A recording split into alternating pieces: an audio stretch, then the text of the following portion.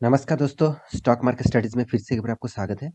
तो आज मैं बात करने वाला हूँ दिग्गज एक स्टील कंपनी के बारे में। देखिए स्टील इंडस्ट्रीज़ में जितने सारे कंपनीज़ हैं उनमें से टॉप रैंकिंग में जो कंपनी है वो आप पहले ही जानते हैं जेएसडब्ल्यू स्टील। तो जेएसडब्ल्यू स्टील के बाद जिसके नाम सेकंड पोजीशन में आते हैं स्टील इंडस्ट्रीज़ में वो है टाटा स्टील।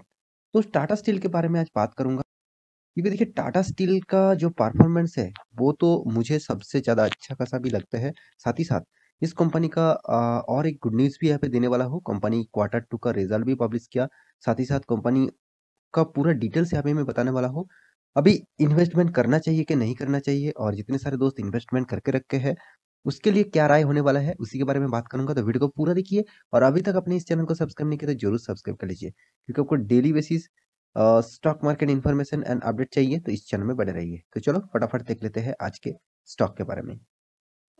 तो सबसे पहले मैं चार्ट पैटर्न के ऊपर आ चुका हूँ। पहले आपको जो चीज दिखाना है वो है कंपनी का पिछले दिनों का जो परफॉर्मेंस था वो देखा जाए तो पॉजिटिव में ही कंपनी का क्लोजिंग हुआ था। करीबन 7 पॉइंट का तेजी था। 7 पॉइंट, यहाँ पे परसेंटेज की बात नहीं कर रहा हूँ, 7 पॉइंट का तेजी था। तो ये यहाँ पे जो तेजी था उसके पीछे कारण ऑब्वियसली है कंपनी ने क्वार्टर थ्री का रिजल्ट पब्लिश किया। कंपनी का क्वार्टर थ्री का रिजल्ट थोड़ा सा अच्छा हुआ, मतलब कोई खराब नहीं हुआ। तो उसी के बारे में बात करूंगा। तो कंपनी के चार्ट पैटर्न पहले एक बार दिखा देता हूँ। देखिए मैं 5 दिन का चार्ट पैटर्न ओपन कर दूँ तो 5 दिन में देखिए बजट होने के बाद यहाँ पे देखिए फर्स्ट फरवरी, मतलब यहाँ के बाद बजट होने के बाद किस तरीके से तेजी आपको देखने को मिला।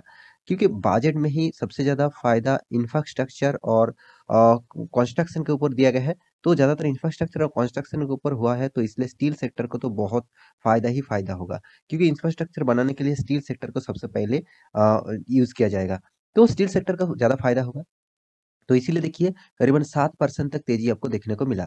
तो 1 मंथ की चार्ट पैटर्न ओपन कर दूँ तो 1 मंथ में नेगेटिविटी था क्योंकि मार्केट में गिरावट हुआ था। उसके बाद रिकवरी थोड़ा-सा किया और उसके बाद 6 मंथ की चार्ट पैटर्न ओपन कर दूँ तो 6 मंथ मंथ में देखिए 18% तक गिरावट हुआ। तो यहाँ पे जो गिरावट हुआ इसके पीछे तो कारण आप सभी जानते हैं। तो 1 साल की चार्ट पैटर्न ओपन कर दूँ तो 1 साल में करीबन 71% तक रिटर्न आपको दिया है। कोई खराब रिटर्न नहीं है, 71% तक रिटर्न। देखिए, फिर भी देखिए कंपनी एक साइड बेसिस पैटर्न में चल रहा है। मुझे लगता है अभी इस लेवल को जब तक ना ब्रेक करेगा तब तक एक अप ट्रेंड मूवमेंट फिर से नहीं देखने को मिलेगा। तो स्टील सेक्टर के ऊपर बहुत पॉजिटिव है। राकेश झुंझुनवाला जी खुद उन्होंने बताया है फ्यूचर के लिए स्टील सेक्टर बहुत एक अच्छा खासा परफॉर्मेंस देगा। क्योंकि उनका कहना है कि सीमेंट सेक्टर जिस तरीके से परफॉर्मेंस कर रहा है और साथ ही साथ गवर्नमेंट भी अनाउंसमेंट किया है इंफ्रास्ट्रक्चर के ऊपर ज़्यादातर काम होगा। तो सबसे ज़्यादा फ़ायदा किसको मिलेगा? स्टील सेक्टर को मिलेगा। तो इसलिए राकेश झुनझुनवाला जी सेल जो steel authority of India limited तो उसके ऊपर बहुत बड़ा दावा खेल के रखा है। तो देखिए खुद का उनका एनालिसिस है, आप भी एनालिसिस करेंगे तो आपको भी पता चलेगा मार्केट में क्या फ्यूचर में होने वाला है। तो यहाँ पे कंपनी का 5 दिन का चार्ट पैटर्न ओपन कर दूँ, देखिए 5 दिन में सॉरी 5 दिन नहीं, माफ़ी चाहता हूँ, 5 साल में कंपनी 163% तक रिटर्न दिया और मैक्सिमम चार्ट पैटर्न ओपन कर दूँ, तो मैक्सिमम में देखिए बहुत वोलेटिलिटी है इस कंपनी में। देखिए स्टील सेक्टर में आपको इस तरीके से वोलेटिलिटी आपको हमेशा देखने को मिलेगा। मगर कंपनी का परफॉर्मेंस कोई खराब नहीं है क्योंकि देखिए कंपनी 1 लाख करोड़ से भी ज़्यादा है, 1,40,000 हज़ार करोड़ से भी ज़्यादा इसका मार्केट कैपिटलाइज़ेशन है। इतना बड़ा कंपनी आप बोल सकते हैं। साथ ही साथ और एक चीज़ आपको कंपनी के बारे में दिखाऊँगा, तो उससे पहले कंपनी ने जो क्वार्टर 3 का जो रिज़ल्ट पब्लिश किया, उसके ऊपर एक बार अंदाज़ा दिखा देता हूँ। तो चलो पहले क्वार्टर 3 का रिज़ल्ट देख लेता हूँ, उसके बाद सारे डिटेल्स एक-एक करके क्लियर हो जाएगा। तो यहाँ पे कंपनी का जो नेट इनकम है, कंपनी सारे के सारे जो इनकम को gross sales, others operating revenue और अदर्स इनकम सारे के सारे जोड़कर टोटल जो इनकम हुआ, आप यहाँ पे करोड़ों में दिया गया है, सीआर में दिया गया है। और यहाँ पे फर्स्ट जो कॉलम है वो क्वार्टर 3 मतलब इस क्वार्टर का रिजल्ट, सेकंड जो कॉलम है वो क्वार्टर 2 पिछले क्वार्टर का रिजल्ट, यहाँ पे देखिए क्वार्टर 3 पिछले सालों का रिजल्ट। तो सबसे पहले देखिए कंपनी ने किस तरीके से रिजल्ट किया वो आपको देखना चाहिए। 32,244 करोड़, मतलब पिछले साल में क्या था, सॉरी पिछले क्वार्टर में क्या था, 33,068 करोड़। पिछले सालों में था 23,300 करोड़। मतलब यहाँ से यहाँ का ऑब्वियसली जाम हुआ है, मगर पिछले क्वार्टर की तुलना से थोड़ा सा प्रॉफिट मतलब इनकम कम हुआ है। प्रॉफिट कितना हुआ वो तो अभी आपको पता चल जाएगा। उसके बाद बारी आती है कंपनी के एक्सपेंस की। तो कंपनी ने टोटल जो एक्सपेंस किया, टोटल एक्सपेंडिचर जो हुआ, तो यहाँ पे देखा जाए तो यहाँ पे 21,800, पिछले क्वार्टर में देखिए इनकम अच्छा किया, उसके साथ एक्सपेंस भी कम किया 21,300। और यहाँ पे देखिए 17,300 पिछले साल में था। तो इसके बाद कंपनी को टैक्सेस पे करना पड़ा। तो टैक्सेस यहाँ पे करंट टैक्सेस जो है यहाँ पे डिफरेंट जो टैक्सेस है इसको पे करना पड़ा। तो टोटल जो टैक्सेस पे किया 2579 करोड़, पिछले सालों में था 2891 करोड़, और पिछले क्वार्टर में था 2891 करोड़, पिछले सालों में था 1500 करोड़। मतलब पिछले सालों में टैक्सेस बहुत कम देना पड़ा। देखिए जितने टैक्सेस कम देना पड़ेगा उसी उसी का फायदा आपको मिलेगा। तो टैक्सेस पे किया, उसके बाद कंपनी के हाथ में आया total profit, net profit for the period, मतलब इस पीरियड में कंपनी का प्रॉफिट क्या हुआ। तो प्रॉफिट आप देख सकते हैं 7683 करोड़ का कंपनी का प्रॉफिट हुआ।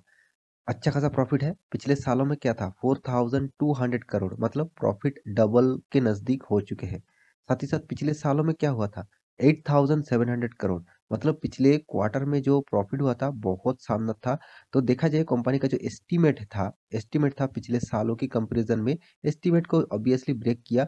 मगर यहाँ पे जो इस क्वार्टर बेसिस एस्टिमेट था पिछले क्वार्टर के तुलना से, यहाँ पे एस्टिमेट थोड़ा सा मुझे कम देखने को मिला। तो ये इसी का नजरिया मंडे के दिन मार्केट खुलने के बाद मुझे लगता है स्टॉक में थोड़ा सा रिकवरी हो सकता है, क्योंकि देखिए रिजल्ट अच्छा हुआ, मैं ये नहीं कहूँगा रिजल्ट खराब हुआ।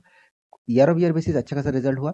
तो क्वार्टर बेसिस थोड़ा सा प्रॉफिट कम हुआ, तो इसके लिए थोड़ा सा रिकवरी हो सकता है। देखिए मेरा मेरा कहने का मतलब ये नहीं कि कल जाके आप सेलिंग कर दीजिएगा, इस तरीके से कुछ परफॉर्मेंस नहीं करेगा, मतलब मत करिए, क्योंकि होने का चांसेस है। मेरे एक्सपीरियंस के हिसाब से, मेरे जितना एक्सपीरियंस है उसके हिसाब से आपको बता रहा हूँ, होने का चांसेस है, फिर भी ना भी हो सकते हैं। तो आप शॉर्ट टर्म के लिए क्या करने वाले हैं वो तो मुझे पता नहीं, मगर लॉन्ग टर्म के लिए इस कंपनी के ऊपर जरूर बने रहना, क्योंकि कंपनी का अर्निंग पर से देखिए जबरदस्त है 62.88, और पिछले सालों में क्या, पिछले क्वार्टर में क्या था 73.30, पिछले सालों में था 36.38, मतलब पिछले सालों से अर्निंग डबल हो चुके हैं, पिछले क्वार्टर के तुलना से थोड़ा सा कम हुआ है।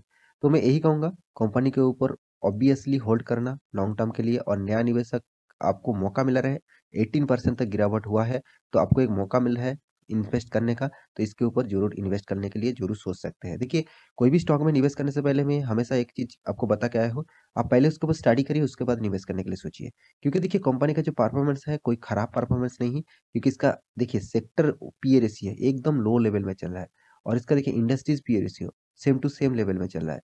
तो इसका मतलब क्या है, इसका मतलब जो है कंपनी, तो कंपनी का परफॉर्मेंस अभी तो फिलहाल के लिए बहुत अच्छा खासा मुझे दिख रहा है, क्योंकि देखिए कंपनी का जो प्राइस रेंज है वो अभी अभी तक स्प्लिट नहीं किया, फेस वैल्यू 0 है, 10 है, तो इसलिए कंपनी का प्राइस रेंज अभी इस लेवल में देखने को मिला है 1175, क्योंकि यहाँ पे भी आप क्लोजिंग रेट आप देख चुके हैं।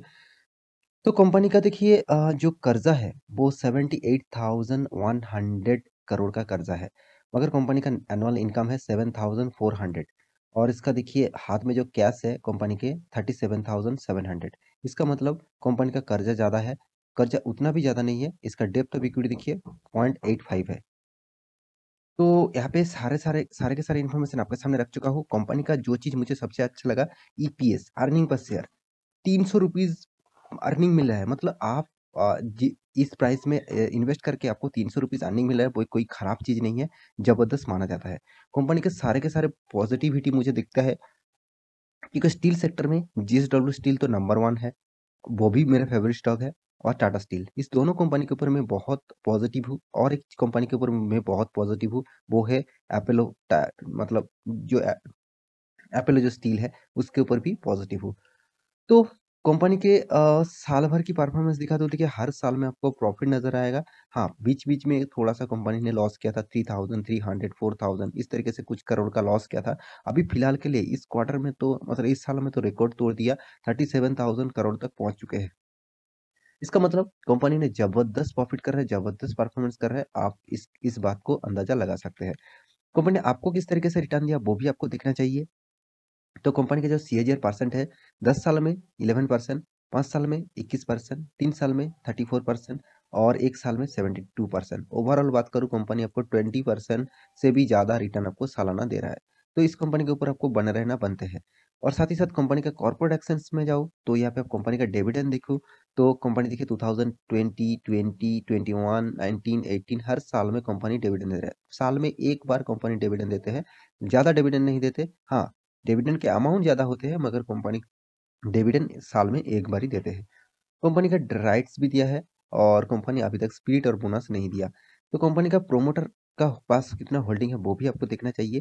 प्रोमोटर के पास देखिए 33% होल्डिंग है और एफआईएस के पास देखिए 21% होल्डिंग है और डीएस के पास कितना 18% होल्डिंग है और पब्लिक के पास 26% होल्डिंग है। तो सबसे ज्यादा माल प्रोमोटर के बाद पब्लिक के पास है। तो कोई कोई बात नहीं, इस यहाँ पे इन्वेस्टर भी अच्छा खासा निवेश करके रखा है, तो आप इसके ऊपर होल्ड कर सकते हैं। मतलब लॉन्ग टर्म के लिए आप जरूर खेल सकते हैं।